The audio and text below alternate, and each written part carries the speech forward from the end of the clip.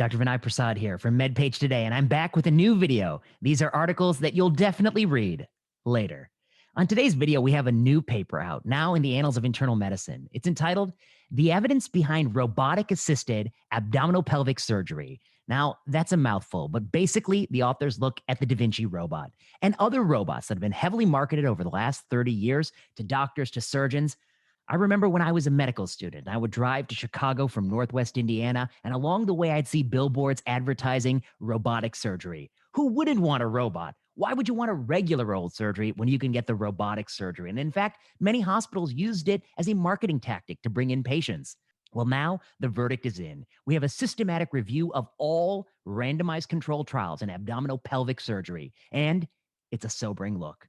The authors looked at every single randomized controlled trial study for mostly gynecologic, gastrointestinal, and urologic procedures, things in the abdomen and pelvis, which is the bulk of robotic surgery. And what they found was notable.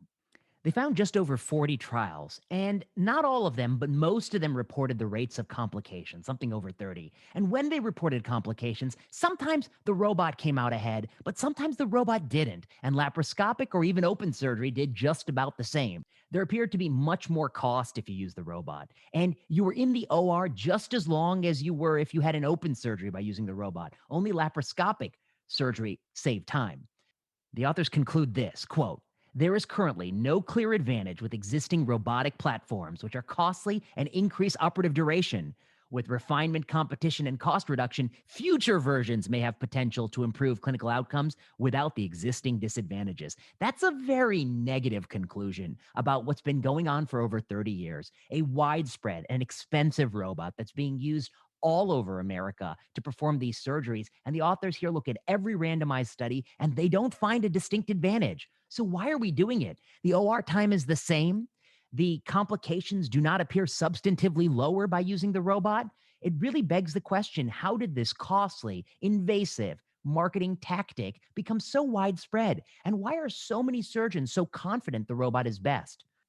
The authors give one teaser. They write, quote, in the published literature on robotic surgery, 2/3 of articles have authors who have received speaking fees, consulting fees, or honoraria. Well, that's one of the challenges in this space. We all know the Da Vinci robot makes a lot of people a lot of money. It makes the manufacturer of the robot a lot of money. The courses that need to be done before you can use the robot also bring in money. And the robot may be a marketing tactic for hospitals to bring in business through its door, even if the robot offers no real advantages over conventional or laparoscopic surgery, which is what this review seems to show. No substantive advantages that are clear that occur across all of the studies in this space, or even all of the studies for a single indication.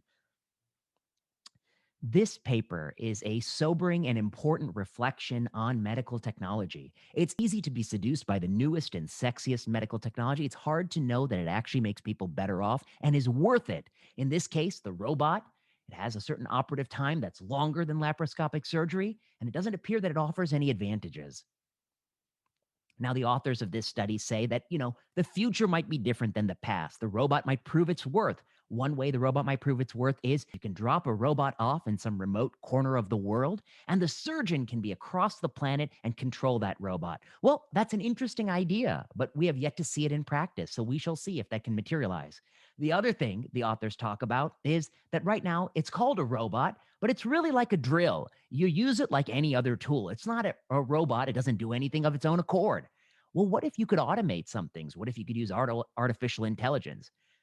I found this remarkable that they said that, because for years I've been joking that the only thing the robot needed was a cyborg controlling it, and then it would be perfect. And in fact, that's what they're alluding to, an AI cyborg. Well, we shall see. But the truth is, medical technologies are one of the reasons why healthcare spending is so high in this country. And we've got to make sure that these technologies are used wisely and actually improve patient outcomes. And experience can be very misleading. I know many surgeons who swear by the robot, but swearing by the robot is not the same thing as performing well-done randomized controlled trials showing the robot is better than what you used to be doing. There are a lot of people who don't like the robot. This study will vindicate a lot of their feelings. It's costly, it takes longer in the OR, and it's not substantively associated with a reduction in complications. So my view is this is a very important paper, and the robot has a lot to prove before we keep using it. I'm Vinay Prasad for Medpage Today.